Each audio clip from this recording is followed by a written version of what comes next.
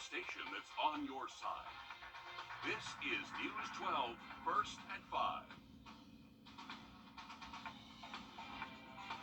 Really a fun weekend to look forward to as the Augusta Greek Festival kicks off in full force. Plus, the Green Jackets have a full weekend of home games, so a lot to do around the river region this weekend. And it's shaping up to be beautiful weather for a lot of those events, especially tonight. Anyone headed out to either of those? But Riley, as we make those, Riley, thank you. Fentanyl-related overdoses on the rise in Georgia. Hospitals, law enforcement, addiction recovery advocates are reporting increases in cases involving the powerful synthetic opioid. Megan Packer takes us inside the GBI Crime Lab and brings us the story of a woman recovering from addiction. This is an exclusive look inside the GBI Crime Lab at dangerous drugs that have been brought in for testing. This is fentanyl, the potentially deadly synthetic opioid that's showing up mixed in with more and more drugs.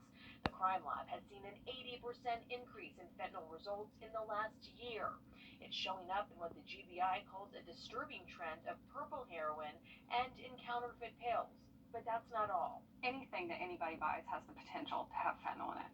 Rachel Burns works at Navigate Recovery Gwinnett. She's been in recovery herself for about 5.5 years after using heroin for a decade. She's grateful she lived to tell about a scare she had. I injected a smaller amount than I normally would have, but that small amount was still too much for me. Almost immediately, I knew something was wrong. Everything just faded to black, and the next thing I knew, I was waking up in the back of an ambulance. Paramedics used Narcan to reverse her overdose. I was told that when they got to me, my heart was beating only 4 times a minute. Burns doesn't know whether fentanyl was in the heroin she injected that day, but she does know the very real threat facing so many people daily. The Georgia Department of Public Health reports between May of 2020 and April of 2021, a 106% increase in fentanyl-involved overdose deaths compared to the year before. I believe that the answer to this problem is education, letting families know, young people know on the front end that they need to know what they're taking. That's why Navigate Recovery Gwinnett co-founder Farley Barge chooses to hand out Narcan and fentanyl test strips. We want to try to keep people alive as long as we possibly can, so that hopefully we'll have a chance to get them plugged into recovery. And coming up here in the next half hour, Alyssa Lyons gives us a look at plans for tomorrow's Prescription Drug Take-Back Day with a focus on why that is so important. The Richmond County Sheriff's Office is asking for your help finding this man wanted for rape and kidnapping. They say 25-year-old Trayvon Mells is wanted for an assault that happened on Tuesday at Brandywine Place Apartments. Deputies say the abuse lasted for about 12 hours, and during that time, the victim says he held a knife to her throat and took her phone. If you have any information, call the Sheriff's Office at the number on your screen.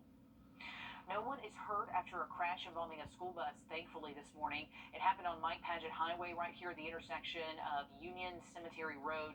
Deputies say they responded to the scene just before 8 o'clock, and they did have to shut down traffic for a little while, but again, luckily, no injuries reported. Tomorrow marks the 3-year anniversary of a deadly shooting on UNC Charlotte's campus. Tomorrow marks the 3-year anniversary of a deadly shooting on UNC Charlotte's campus that left 2 students dead, 4 people injured back in 2019. Over the next 24 hours or so, the University of North Carolina will hold several events to honor the lives of Riley Howell and Reed Parler. April 30th, 2019, a student opened fire inside a classroom there, that shooting rocking the college campus as well as the surrounding community to its core. The Pentagon is urging Congress to approve a new $33 billion aid package to help Ukraine.